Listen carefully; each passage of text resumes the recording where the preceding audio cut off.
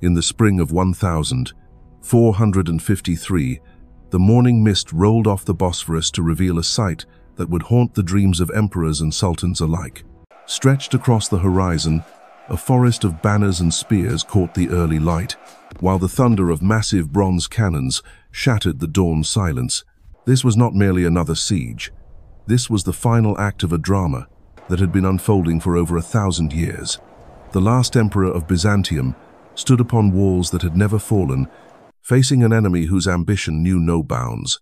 What followed would reshape the world, end an empire that had outlasted Rome itself, and ignite flames that would burn through the pages of history. The year 1453 was not chosen by accident. By this time, the Byzantine Empire had withered to little more than a shadow, a ghost of the mighty realm that had once commanded the eastern Mediterranean. Where emperors had once ruled territories stretching from the Danube to the deserts of Syria, Constantine XI now governed a city and scattered islands. The population of Constantinople had collapsed from 400,000 souls in its golden age to barely 50,000 desperate inhabitants, huddled within the massive Theodosian Walls. These ancient fortifications, built in the 5th century, had protected the city through countless sieges, but now they enclosed not a thriving metropolis, but a collection of villages separated by empty fields and crumbling ruins. Yet even in decline, Constantinople remained the prize that every conqueror coveted.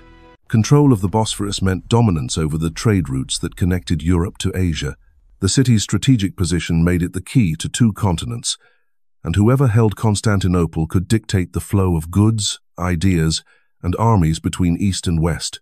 For the young Ottoman Sultan Mehmed II, capturing this ancient capital was not just a military objective, it was his destiny. Mehmed was only 21 years old when he set his sights on the city that had defied Ottoman power for decades. But youth did not mean inexperience. The Sultan had inherited an empire at the height of its strength, commanding resources and technologies that the Byzantines could only dream of. More importantly, he possessed something his predecessors had lacked: the vision to see that Constantinople was not just another city to be conquered, but the symbol of legitimacy that would transform the Ottomans from successful raiders into the heirs of Rome itself. When Mehmed declared himself Caesar of the Romans, it was not empty boasting. It was a calculated claim to imperial succession that transcended religious boundaries. The Ottoman war machine that assembled outside Constantinople in the spring of 1453 represented the pinnacle of medieval military organization. Modern historians estimate that Mehmed commanded between 60 and 80,000 troops, though some contemporary sources inflated the numbers to over 200,000. The core of this force consisted of the Janissaries, an elite corps unlike any other army in the world. These were Christian boys, taken from their families in the Balkans, converted to Islam, and trained from childhood to be perfect soldiers. They knew no loyalty except to the Sultan, no fear except of dishonoring their regiment, and no purpose except victory. Alongside them marched irregulars and mercenaries from across the Ottoman domains, creating a cosmopolitan army that spoke dozens of languages but shared a single ambition. What truly set this siege apart was not the size of the Ottoman army, but the revolutionary technology they brought with them. For the first time in history, a besieging force possessed artillery powerful enough to reduce the strongest fortifications to rubble. The man responsible for this transformation was neither Turkish nor Muslim, but a Hungarian engineer named Orban, whose story reveals the complex loyalties and shifting allegiances that defined the late medieval world. Orban had first offered his services to the Byzantines. In 1452, this master cannon founder arrived in Constantinople, seeking his fortune at the imperial court. Emperor Constantine was immediately interested in what the Hungarian had to offer. Bronze cannons represented cutting-edge military technology, and Constantine understood their potential value. But understanding and affording are 2 different things. The Byzantine treasury was empty. The emperor's stipend to Orban was paid irregularly. And as the months passed, the master craftsman found himself destitute in a city that could not reward his talents. When Orban finally abandoned Constantinople and made his way to the Ottoman court, he found a dramatically different reception. Sultan Mehmed not only welcomed the engineer, but offered him 4 times what he had requested from the Byzantines. Given unlimited funds and materials, Orban set to work creating weapons that would revolutionize siege warfare forever. The most famous of these was the monster cannon known as Basilica, a bronze behemoth 27 feet long that required 60 oxen to transport and 400 men to operate. When Mehmed asked if such weapons could breach the walls of Constantinople, Orban's reply was prophetic. He boasted that his cannons could shatter not only the Theodosian Walls, but the very walls of Babylon itself. The irony was cruel and complete. The weapons that would destroy Constantinople had first been offered to its defenders. The Byzantines recognized the value of advanced artillery, but lacked the resources to secure it. The Ottomans, flush with the wealth of their expanding empire, could afford to pay handsomely for the latest military innovations. This economic reality perfectly captured the fundamental disparity between the two powers. One was a rising empire with boundless ambition and resources, the other a fading remnant clinging to past glories it could no longer sustain. As winter gave way to spring in 1453, both sides prepared for the confrontation that everyone knew was coming. The Byzantines worked frantically to strengthen their defenses, while messages went out across Christian Europe begging for aid that would never arrive. The great powers of the West were too consumed with their own conflicts to spare significant forces for a distant city that many considered already lost. A few hundred Genoese volunteers under Giovanni Giustiniani provided welcome reinforcement, but they could not alter the fundamental mathematics of the siege. Constantine XI Palaiologos faced the approaching storm with the dignity befitting the last emperor of Byzantium. Born in 1404, he had inherited what historians would later call a ruinous inheritance. The empire he ruled consisted of little more than Constantinople itself and scattered territories that could barely support themselves, let alone contribute to the city's defense. Yet Constantine never seriously considered abandoning his capital. To flee would mean the end not just of his reign, but of an imperial tradition that stretched back over a millennium to the founding of the city by Constantine the Great. The emperor's small army reflected the reduced circumstances of the empire. According to the Greek historian Georges Francis, who witnessed these events firsthand, the defending force numbered fewer than 5,000 men. This was woefully inadequate to man the 19 kilometers of walls that protected the city. Even more troubling, the once mighty Byzantine navy had shrunk to just 26 ships, most of which belonged to Italian merchants rather than the empire itself. Against this meager force, the Ottomans could field not only their massive army, but also a fleet of over 100 vessels that gave them control of the sea approaches to the city. As April arrived, and the Ottoman host took its positions around Constantinople, the stage was set for a siege that would determine far more than the fate of a single city. The defenders who manned the ancient walls knew they were vastly outnumbered and outgunned, but they also knew they were fighting for something larger than themselves. They were the last guardians of an empire that had preserved Roman law, Greek learning, and Christian faith through centuries of barbarian invasions and Muslim conquests. The Ottoman cannon spoke first, their voices echoing across the Golden Horn like thunder from an angry god.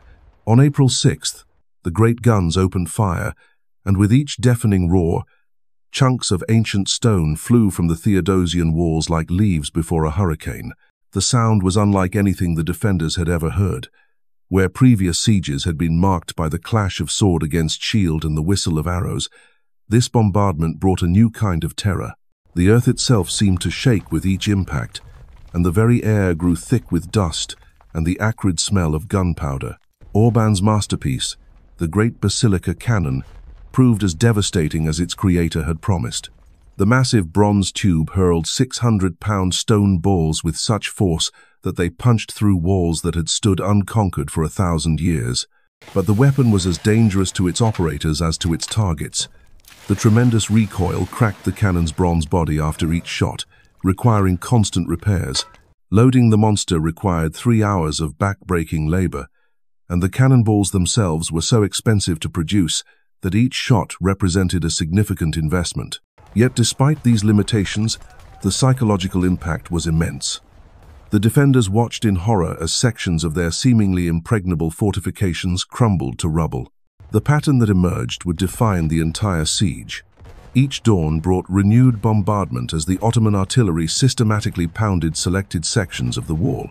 When gaps appeared, assault troops would surge forward, only to be met by desperate Byzantine defenders who fought with the fury of men protecting their homes.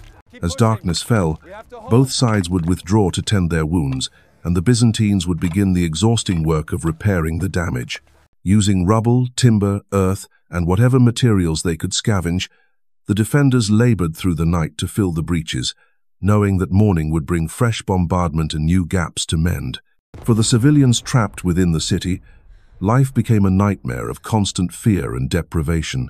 Families huddled in cellars and churches as cannonballs crashed through rooftops and shattered centuries-old monuments. Food grew scarce as the siege tightened, and every able-bodied person, regardless of age or gender, was pressed into service carrying stones, water, and ammunition to the walls. Children who had never known war learned to duck at the whistle of incoming projectiles, while their elders spoke in hushed tones of prophecies and omens that seemed to foretell the city's doom. The defenders themselves were a mixed force that reflected Constantinople's international character. Alongside the remaining Byzantine soldiers fought Genoese merchants who had chosen to stay and defend their adopted home. Venetian sailors abandoned their ships to man the walls, while Greek civilians took up arms for the first time in their lives. Giovanni Giustiniani, the professional soldier from Genoa, proved invaluable in organizing the defense and maintaining morale during the darkest hours. His experience and tactical knowledge helped maximize the effectiveness of the small defending force, but even his expertise could not overcome the fundamental disparity in numbers and resources. As the siege entered its second week, Sultan Mehmed demonstrated the tactical flexibility that made Ottoman armies so formidable. Frustrated by the resilience of the land defenses, he turned his attention to the Golden Horn, the natural harbor that protected Constantinople's northern flank. The Byzantines had stretched a massive chain across the harbor's mouth, preventing Ottoman ships from entering these protected waters. But Mehmed had studied the topography carefully and devised a solution that would become legendary for its audacity and ingenuity. On the night of April 22nd, Ottoman engineers began one of the most remarkable feats in military history. Working under cover of darkness, they constructed a roadway of greased logs that stretched from the Bosphorus, up and over the hill of Pera, and down to the shores of the Golden Horn. Then, using a combination of human labor and oxen, they began hauling their ships overland. By dawn, over 70 Ottoman vessels had been transported across dry land and launched into the harbor behind the Byzantine defenses. The psychological impact of seeing enemy ships where none should have been possible was devastating to the defenders. The Byzantines had counted on the Golden Horn as a secure refuge where their few remaining ships could operate safely.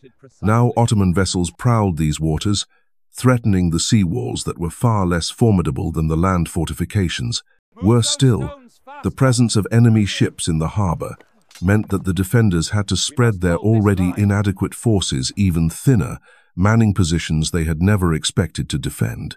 Emperor Constantine received this news with the stoic dignity that had marked his entire reign.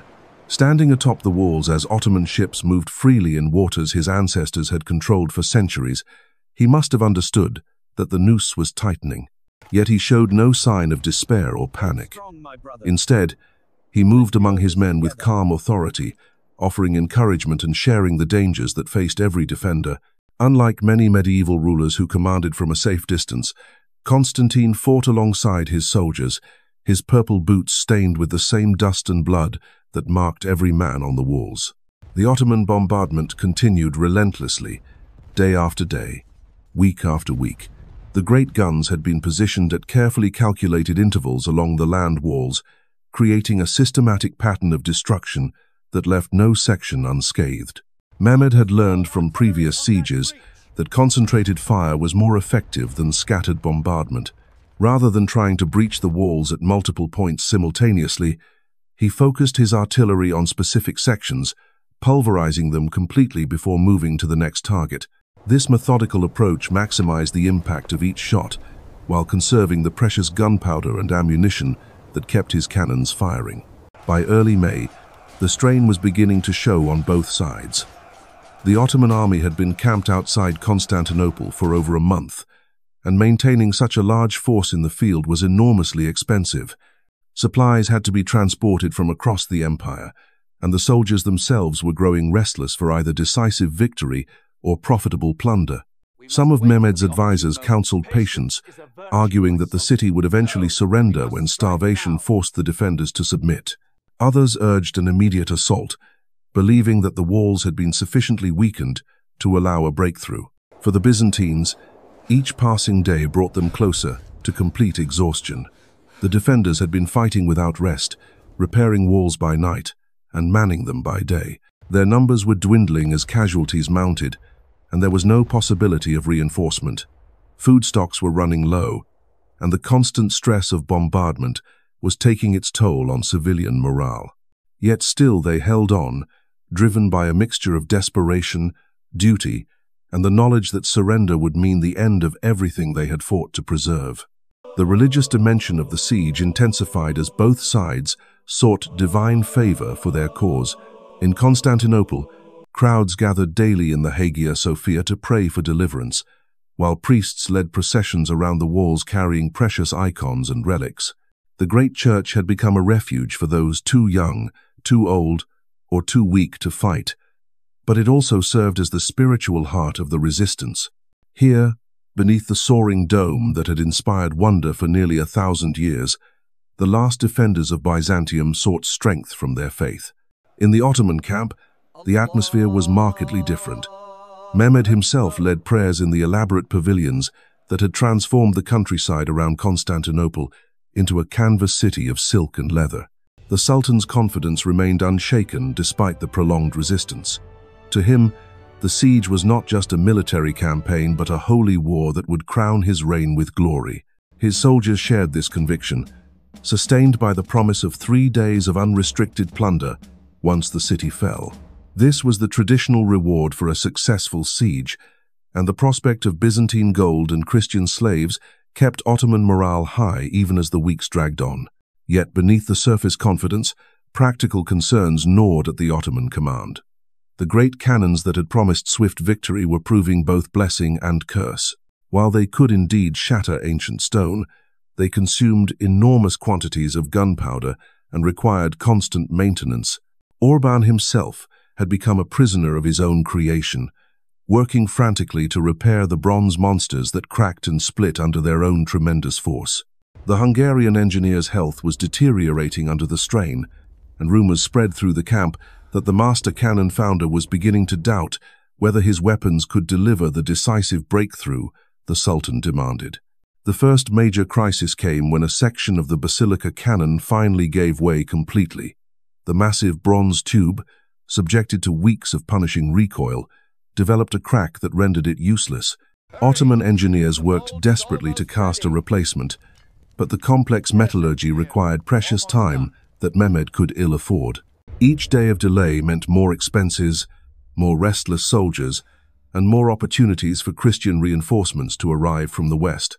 The Sultan's spies had already reported that Genoese and Venetian fleets were being assembled, though whether they would arrive in time to effect the siege remained uncertain.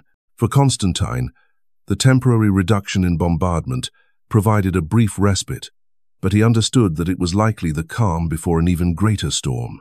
The emperor used these precious hours to shore up the most damaged sections of the wall and redistribute his dwindling forces to cover the most vulnerable points.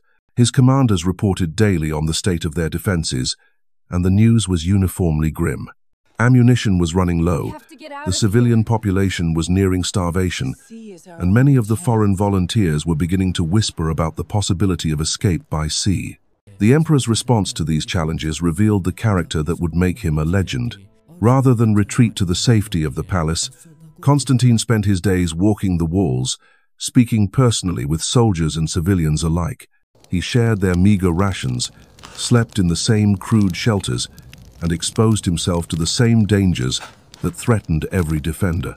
When Ottoman snipers targeted the walls, the emperor refused to wear distinctive imperial regalia that might make him a more tempting target. His purple boots and simple armor marked him as a soldier first and an emperor second. This personal leadership had a profound effect on morale throughout the city. Where other rulers might have sought to negotiate or flee, Constantine's visible presence on the battlements sent a clear message that the emperor would share whatever fate awaited his people. Stories spread through the ranks of how the emperor had personally helped carry stones to repair a breach, or how he had comforted wounded soldiers in the makeshift hospitals that filled the city's churches. These acts of common humanity elevated Constantine from a distant figurehead to a beloved leader who embodied the spirit of Byzantine resistance. As May progressed, both sides began preparing for what everyone sensed would be the final phase of the siege. Mehmed's engineers had completed repairs to the damaged cannons and constructed additional pieces that brought the total Ottoman artillery to an unprecedented level.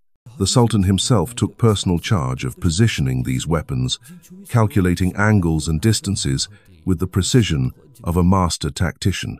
His plan was brutally simple: concentrate overwhelming firepower on a single section of the wall until it collapsed completely, then pour his elite Janissaries through the gap before the defenders could respond.